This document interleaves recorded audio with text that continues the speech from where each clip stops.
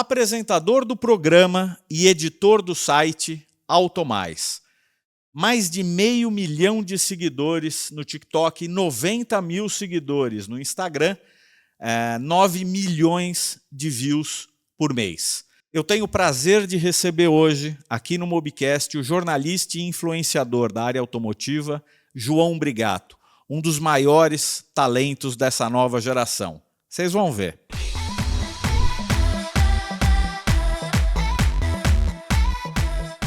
Olá pessoal, seja muito bem-vindo e muito bem-vinda a mais um episódio do Mobcast. Hoje nós inauguramos uma série de entrevistas com várias personalidades do mundo automotivo. Vamos conversar com muitos jornalistas e eu já trago aqui um dos principais. Esse episódio do Mobcast tem patrocínio da revista Mobiauto. Você que curte automóveis, que quer saber sobre curiosidades, novidades, tendências, tudo a respeito do mundo automotivo, vem com a gente aqui, é www.mobiauto.com.br/revista. Eu sou Edu Pinsiger, você não me conhece, mas tenho certeza que você conhece ele. João Brigato, obrigado por você ter vindo. É um grande prazer recebê-lo aqui. Eu que agradeço demais por essa introdução, que eu vou trocar minha bio do Instagram e do TikTok, vou colocar essa introdução toda e colocar, abre aspas e fecha aspas, Edu Pinsiger, porque foi maravilhoso. Eu sou muito honrado de ser o primeiro convidado aqui fora da casa do Mobiauto, né? Cara, me conta, de onde vem esses 9 milhões de views? O que o João Brigato está acertando tanto? Qual que é a tua receita, João? Muito legal. Olha, a gente estava conversando antes de começar o podcast um pouco sobre isso, mas eu sou o que eu sou na câmera e fora da câmera. Então eu acho que trazer essa autenticidade funcionou muito.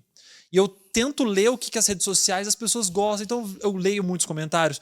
Não tanto quanto antes, porque isso começou a dar uma afetada na cabeça, então eu comecei a restringir um pouco isso, mas tentar entender o que as pessoas gostam, ter essa linguagem mais dinâmica, e eu gosto de conversar com as pessoas para quem também não gosta de carro. Então eu trago informação e entretenimento, e eu tento ser o mais natural possível. Então, falo palavrão no vídeo, uso desentupidor de pia para explicar sobre suspensão. Isso é sensacional.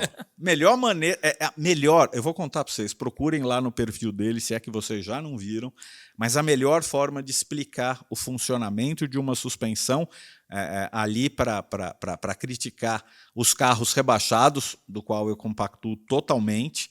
Ele usou um desentupidor de pia para mostrar funcionamento de suspensão e funcionou muito bem. Um desentupidor limpo, que a galera não ficou achando estava usado. Não estava. Eu comprei ele, aí eu falei, vou fazer esse vídeo e tudo mais.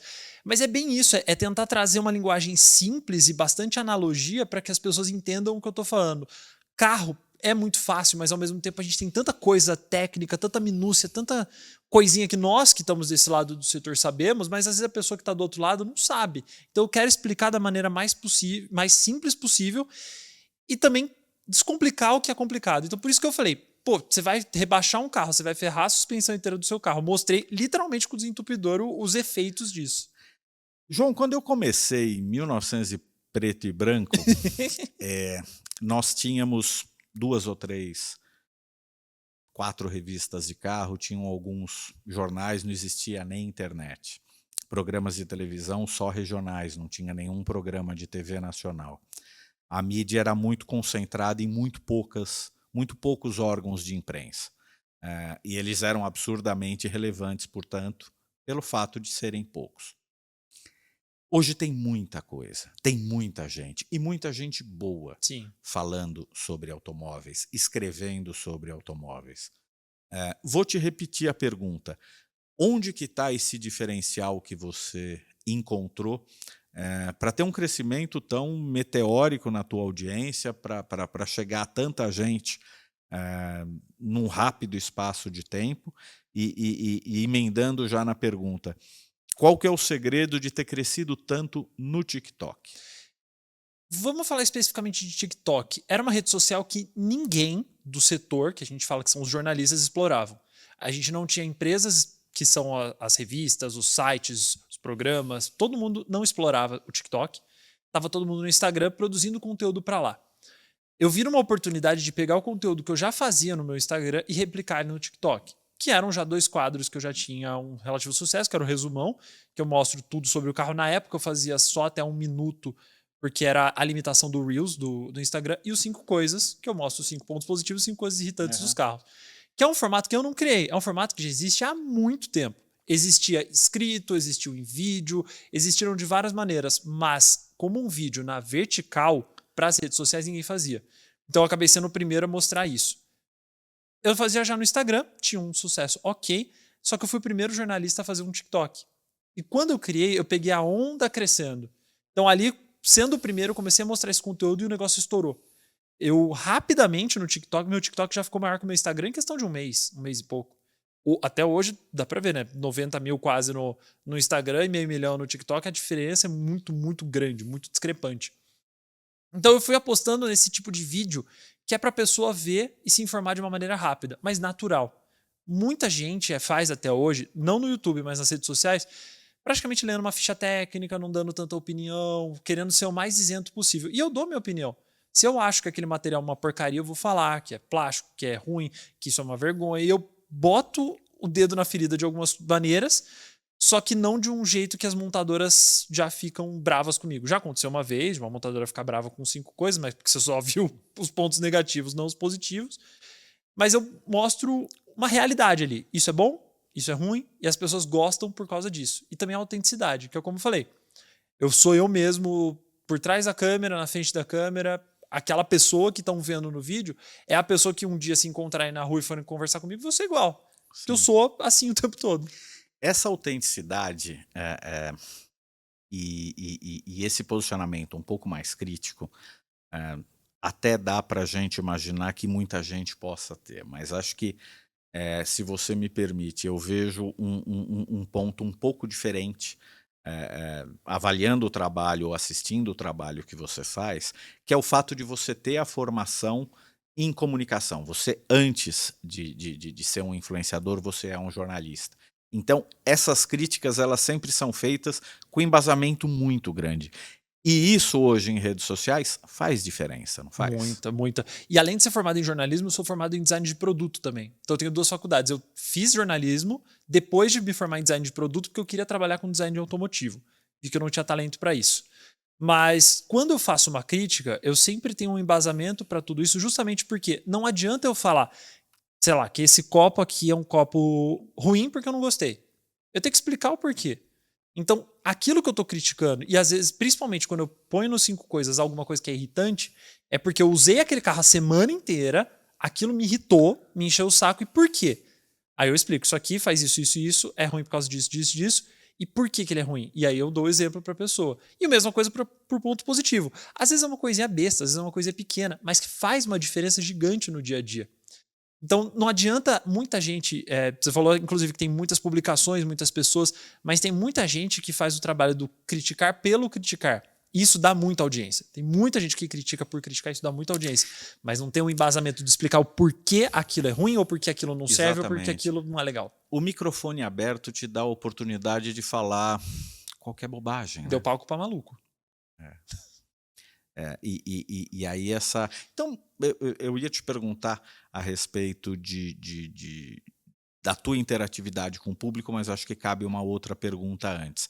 Conta como foi essa carreira do João Brigato antes de chegar no Auto Mais, antes de bombar nas redes sociais com o teu canal. Quer dizer, você tem um histórico como jornalista que é anterior. Sim, sim.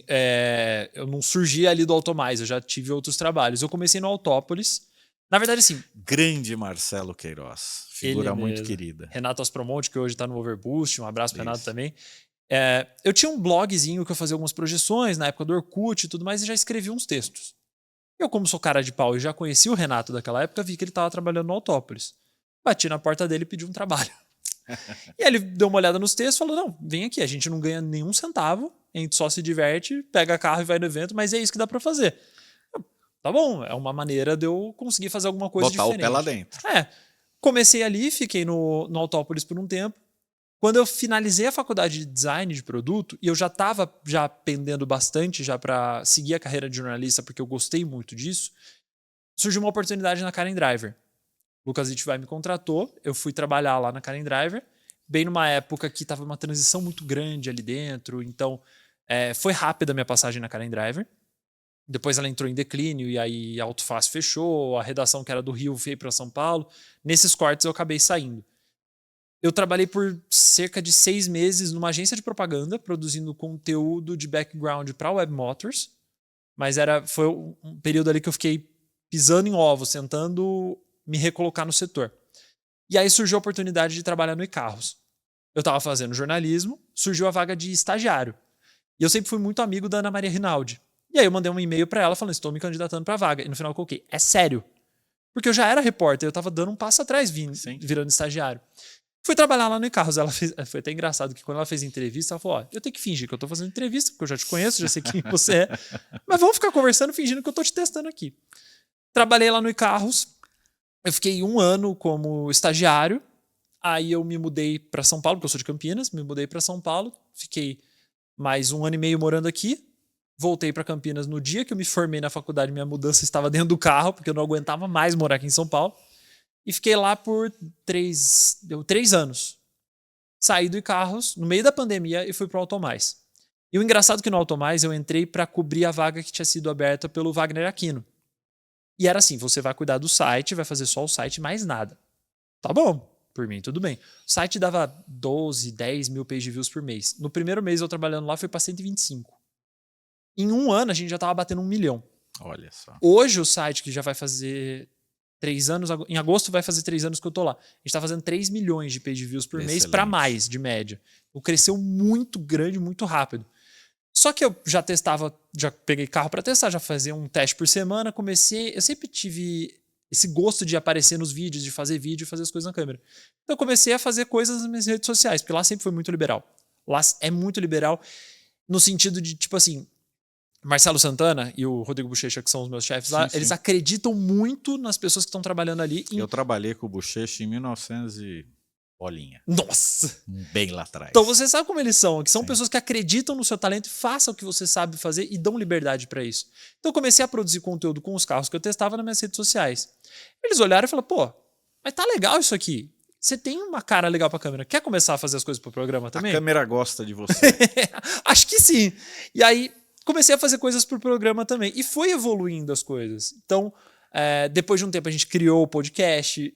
Comecei a fazer todos os vídeos dos eventos que eu já participava, fazer parte bem crescente do programa. Depois eu fui promovido para editor, então comecei a ter uma equipe. Hoje a gente tem mais 2 repórteres ali junto. Então foi uma evolução que foi vindo... Honestamente, Edu, pra mim, assim, o momento que eu saí do iCarros e entrei no Automais, a minha vida virou completamente.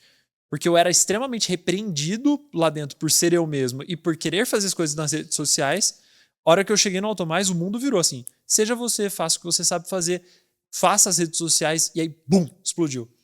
E o bom é que eu alimento as redes do Automais, o Automais alimenta minhas redes. E é uma coisa que assim, as pessoas sabem que eu sou o do Automais, independentemente dos meus números. E eu visto a camisa pra caramba da empresa, porque é um lugar que eu gosto muito de trabalhar, porque acredita em mim e eu acredito na empresa. É uma troca muito, muito boa, sabe? Uma troca gostosa.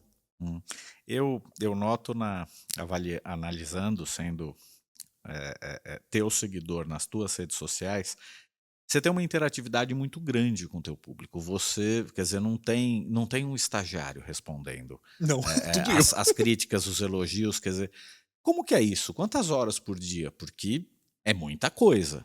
É coisa pra caramba. Assim, admito que eu diminui muito isso. Ano passado eu tive uma crise de pânico por excesso de trabalho.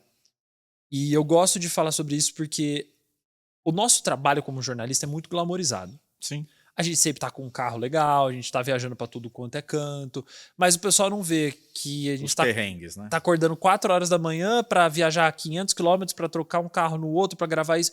É muita coisa.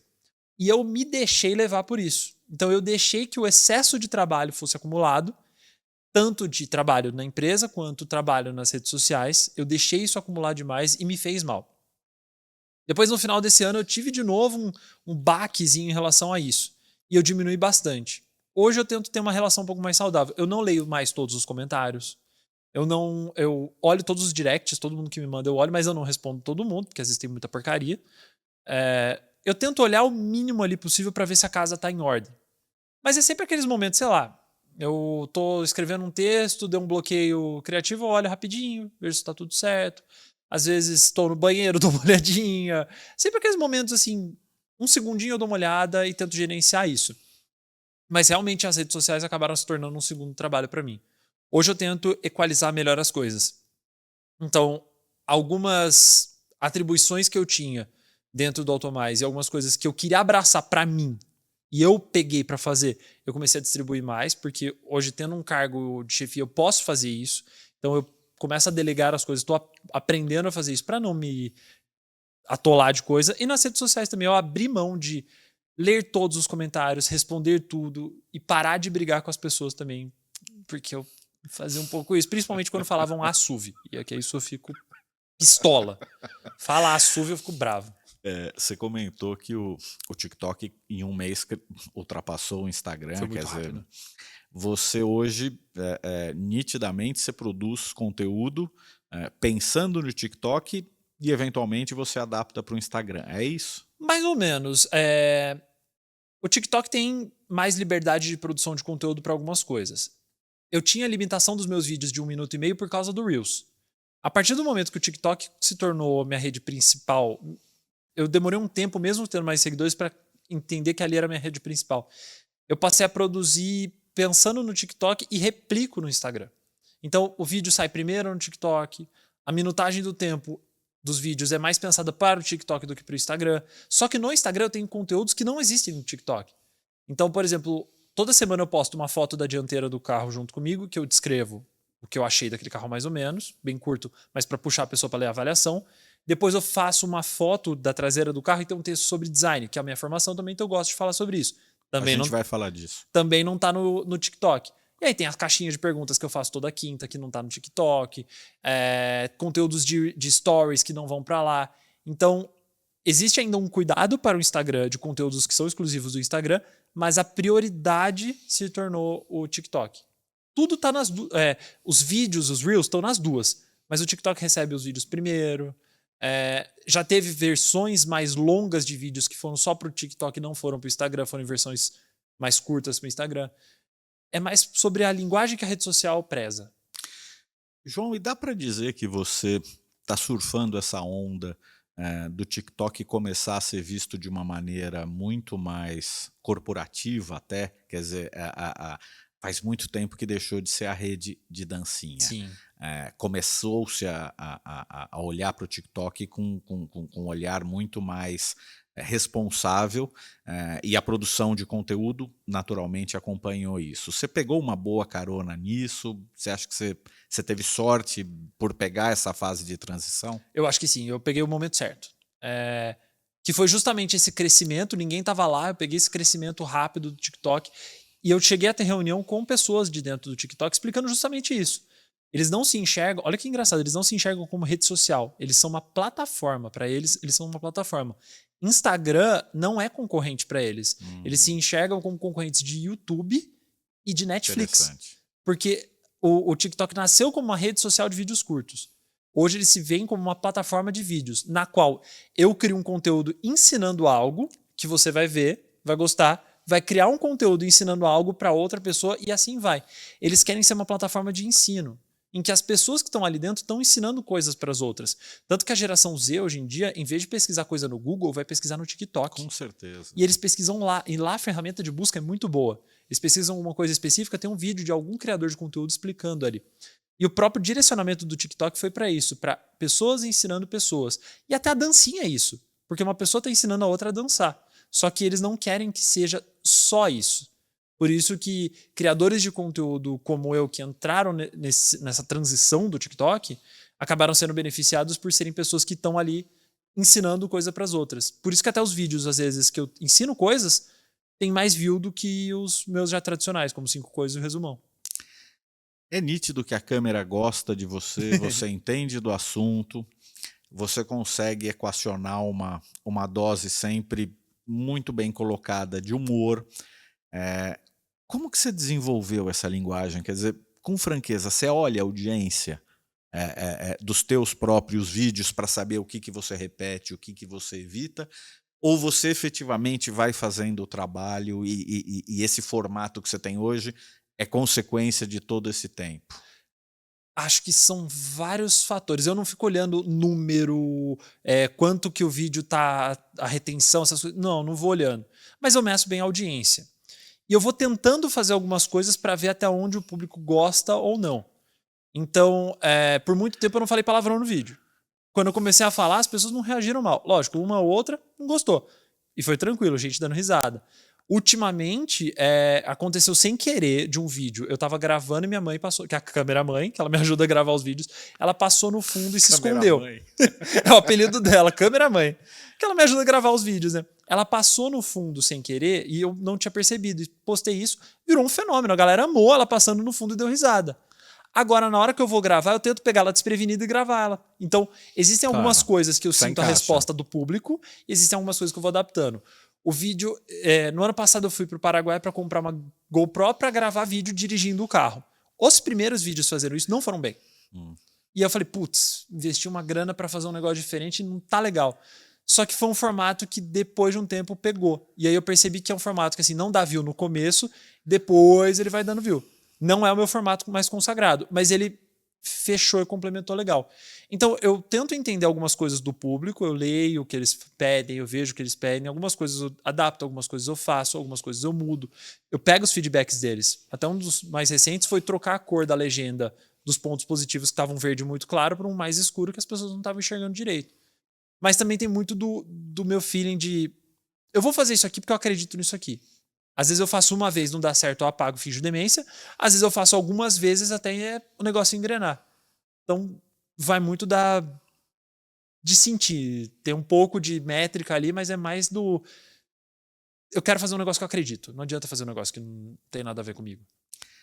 Me surgiu agora uma questão, quando eu fazia avaliação de carros, alguns bons anos atrás, a gente é sempre muito abastecido de novidades e normalmente as novidades parece que se multiplicam do segmento médio para cima. Você tem menos lançamentos dos carros de entrada e muito mais dos carros high-end. Sim.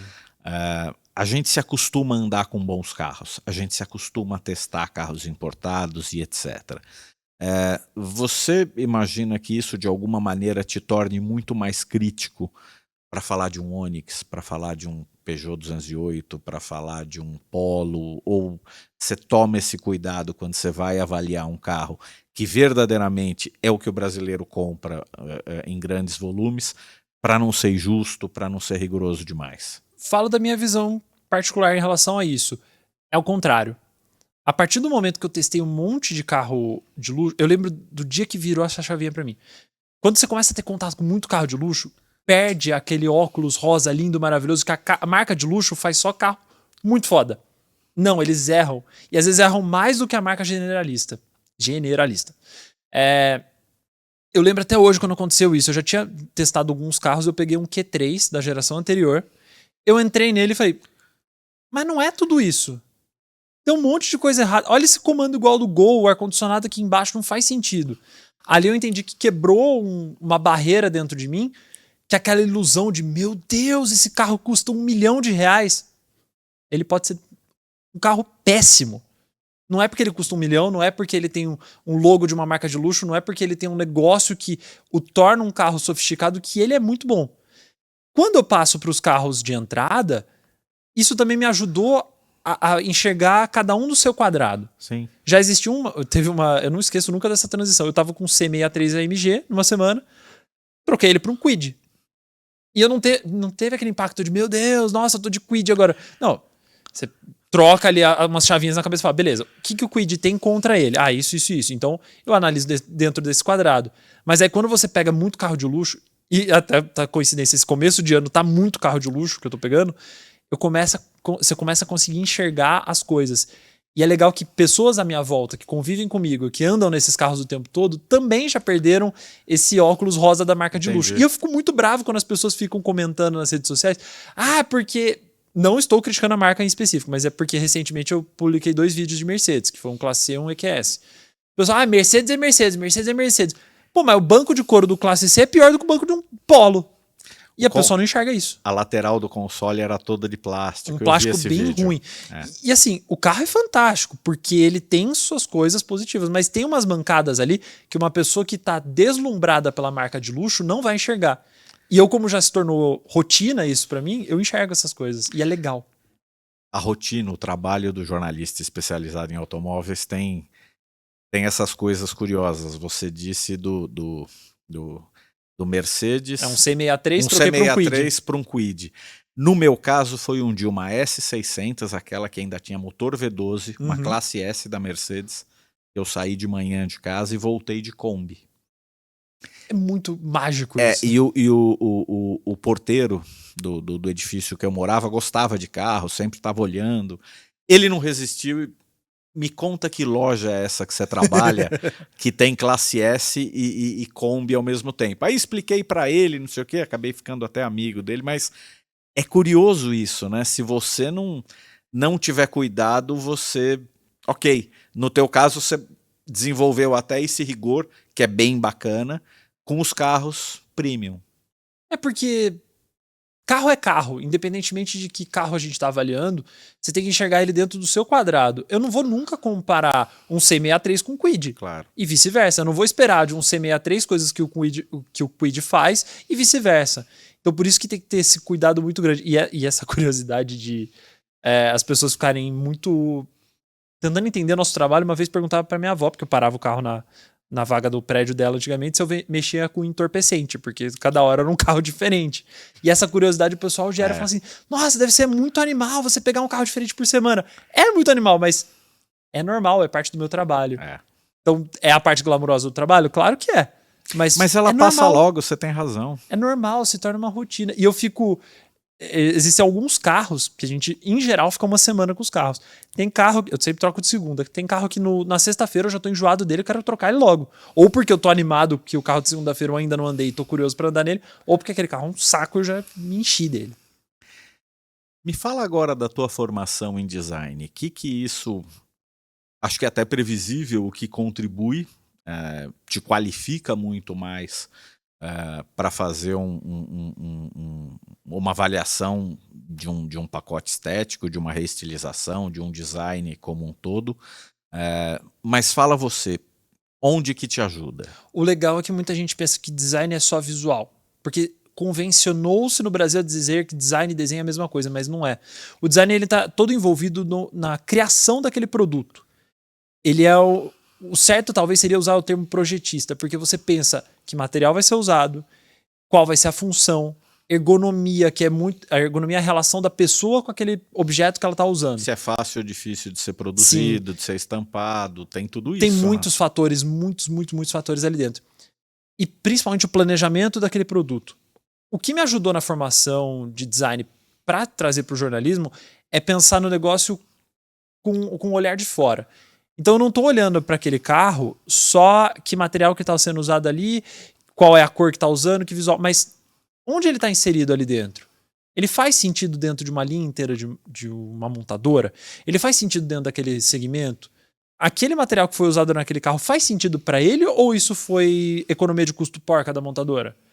Me ajudou a olhar para um prisma além do o que você está olhando, o que você está sentindo, mas tentando entender o porquê aquilo é daquela maneira. Porque o jornalista faz muito isso, ele questiona. E o designer também, só que no sentido contrário. Ele sempre planeja, isso tem que ser assim por causa disso, disso. Essa cor verde água dessa mesa não é porque alguém achou bonito e achou legal. Tem toda uma razão para aquilo. E quando você tem essa formação no design, você entende por que aquela montadora colocou aquele friso vermelho embaixo da grade e não colocou azul. Ou por que aquele banco tem um tecido dessa maneira e não da outra. Por que isso é disso e não é do outro. E também me ajuda na hora de entender de... Meu Deus, ninguém pensou que isso aqui tá errado, porque se você senta 5 minutos e mexe nesse botão, você vê que tá uma cagada. Sim. Tipo, botão touch no volante. Pelo amor de Deus, o dia que eu encontrar a pessoa que teve essa ideia, a gente vai ter uma conversa bem séria, porque não é possível. Falando nisso, me conta, por que você defende tanto o câmbio automatizado? Eu vejo teus vídeos, você adora Eu não defendo o câmbio automatizado, Edu. Nem câmbio automatizado, nem Lifan. Não dá nem pra fazer piada, né? Não, isso daí tá muito errado. O câmbio duológico é uma desgraça. Inclusive, outro dia uma pessoa ficou brava comigo, me mandou um e-mail bastante desrespeitoso, dizendo que eu estava, eu não gosto dessa palavra, denegrindo o carro dele. Sim. E desvalorizando, porque eu não posso fazer isso com o carro dos outros, porque eu disse que o câmbio era uma desgraça. Aí eu no podcast educadamente respondi: o câmbio não é uma desgraça, o câmbio é uma B bosta. Aí eu tive que falar isso, né? Não dá pra defender automatizado.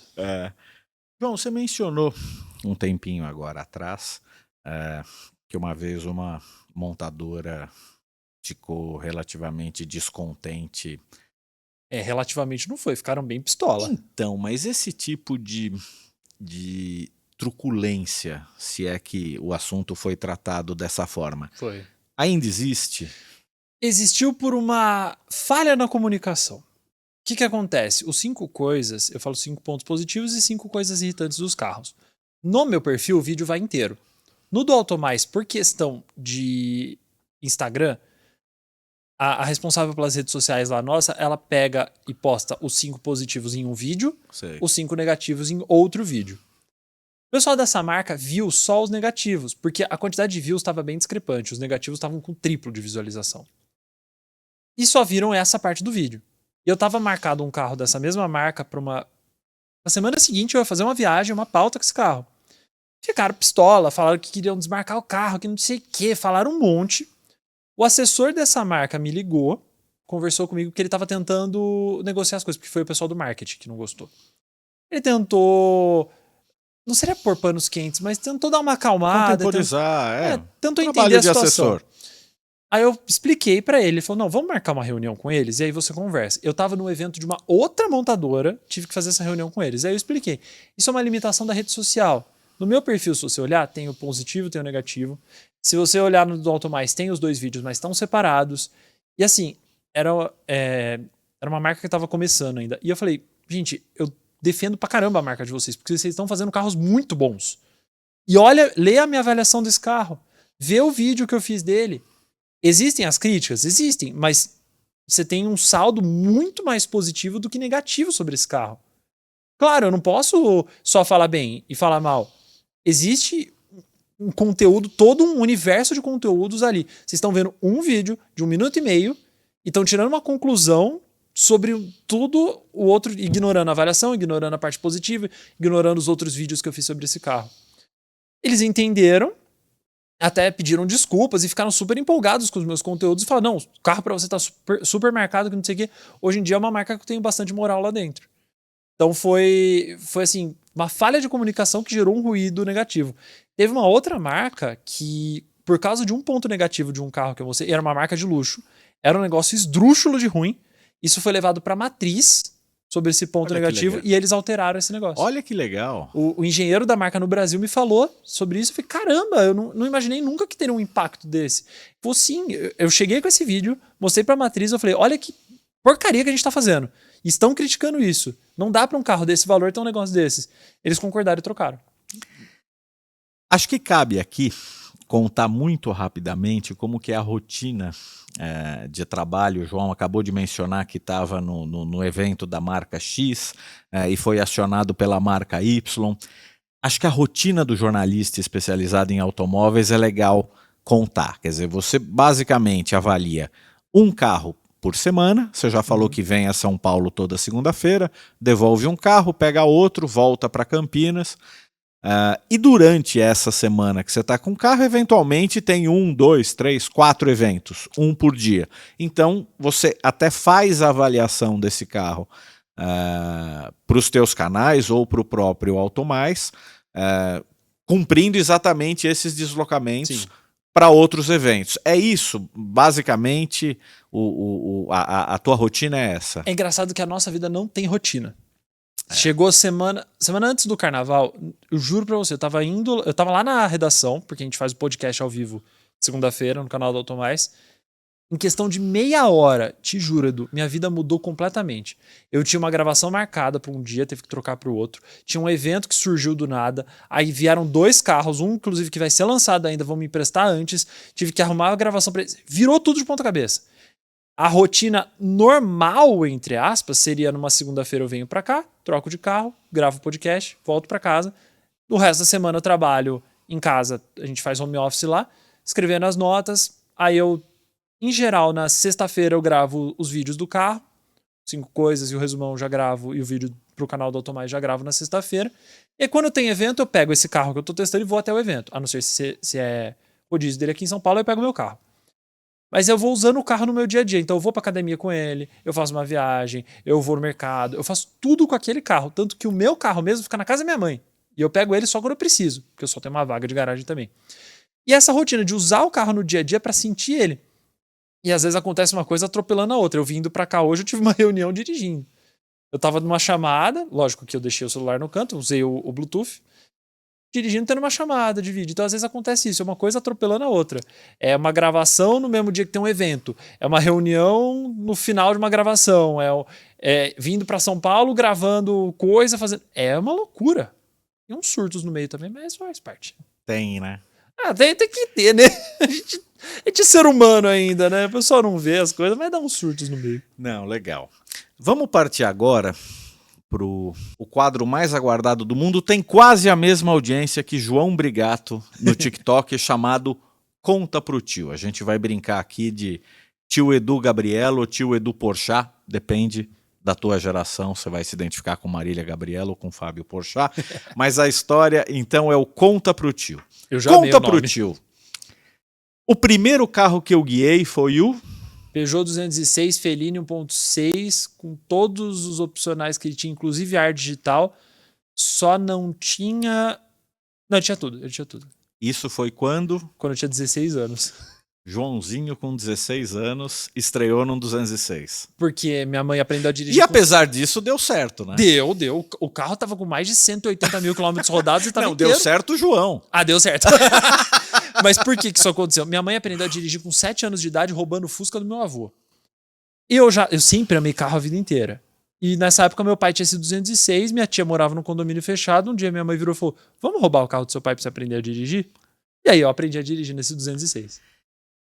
Se o primeiro carro foi o 206, eu não vou perguntar qual é o último, até porque o último é daqui a 50 anos. Não, qual mas é o carro? Mas ele não foi meu primeiro carro. Ele era do meu pai. Não, o primeiro carro que você andou. Ah, sim, foi ele. Não vai ser o último que eu vou te perguntar agora, porque o último vai acontecer só daqui a 50 anos. Mas se o Verdade. Se o primeiro for o Peugeot 206, qual é o carro que você está testando hoje? Civic Type R. Acabei de pegar. Por isso que você chegou felizinho aqui. Lógico! Câmbio manual, interior vermelho, carroceria Verdade. azul, tô me divertindo. Acabei de pegar ele. Saí da Honda, vim pra cá, 15 minutos andando só.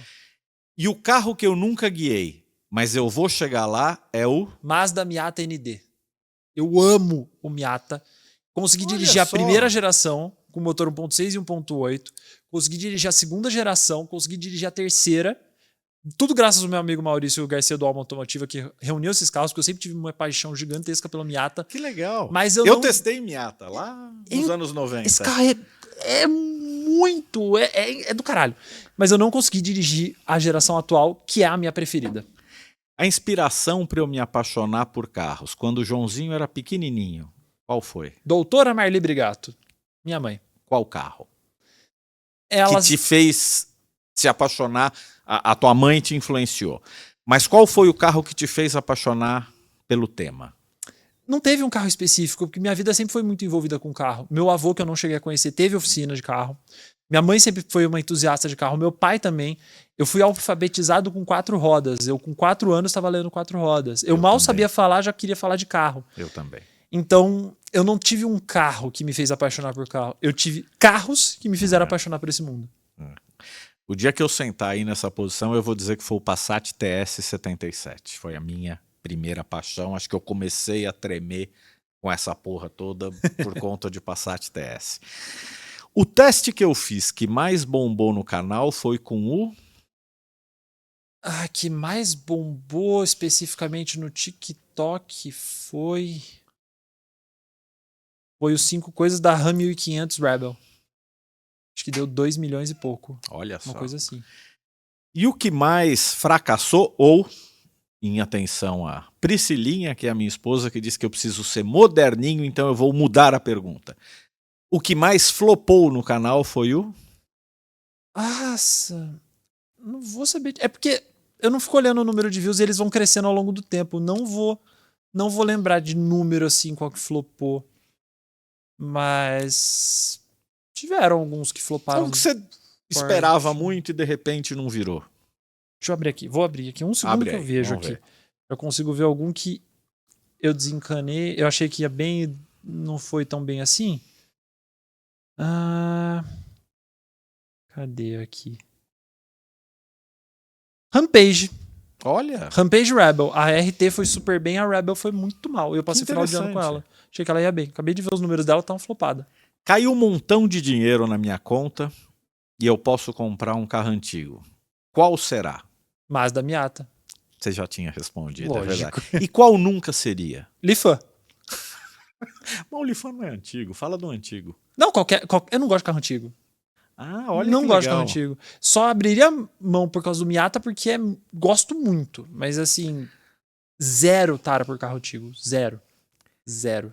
A compra mais racional, ou se você preferir, o melhor custo-benefício do mercado brasileiro hoje é o? Peugeot 208 Style Turbo. Tudo que você precisa de item de série ele tem. Preço é legal, tesão pra dirigir. Só não vale a pena se você precisa de espaço traseiro. Aquele 206 Fellini fez escola na sua cabecinha. Você curte a marca? Você dirigiu o 208 Turbo? Não. Dirige. Depois você vai concordar comigo em gênero, número e degrau. Ricardinho Dilser, por favor. A hora que você dirigir, você vai ver, tio. É legal. Um carro de entrada não tem direito de ser legal do jeito que ele é. Olha, muito bom. Todo mundo que dirigiu, até quem era hater de Peugeot, calou a boca. Se a compra mais racional é ele, a menos a que você... Qual que é a pior compra? Se é que tem. Quem compra carro elétrico e não tem onde carregar. Faz um tremendo sentido. Não faz sentido nenhum você ter um carro elétrico e lógico. você ter que ficar recorrendo a eletropostos que cobram uma fortuna. Na minha listinha aqui, pode ser qualquer carro e pode ser qualquer coisa. Mas essa você vai matar fácil. Fala um defeito inaceitável de algum carro nacional ou de algum carro vendido no Brasil hoje. O que primeiro vem à sua cabeça? Quando o volante só ajusta em altura e não em profundidade. Isso me deixa full pistola. Porque eu sou grande. E eu tenho 1,87 m. Meu braço ele não é tão comprido quanto a minha perna. Se não tem profundidade, eu não consigo me acertar dentro do carro. Isso é inaceitável. Comando touch no volante. Ar-condicionado que é na central multimídia. Posso fazer uma lista aqui dos que eu mais reclamo. Não tem alça do palavrão. E uma virtude inesperada, um negócio que você fala, caramba, isso é sensacional nesse carro, o oposto do que você acabou de dizer. Uma coisa que me deixa descaralhado até hoje é quando o carro tem LED adaptativo, aqueles LEDs Matrix. Eles criam zonas claras e escuras no carro. Então assim, tem um carro na sua frente, fica um quadrado escuro nele e o resto tudo iluminado. Você liga o carro, ele aparece um desenho na parede. É incrível isso. João, e o que falta inventar num carro? O que falta inventar em um carro? A gente está tão conectado, os carros estão dirigindo sozinho. Tem tudo isso chegando. Desculpa, gente, eu sou purista, eu gosto de. Mas está chegando e a Sim. gente tem que aceitar. O que falta inventar? Ronco de verdade em carro elétrico que não seja simulado e que seja tão legal quanto um ronco de verdade. Coisa que a Dodge disse que está fazendo. Você sabe que isso não deve ser muito difícil, né? Porque...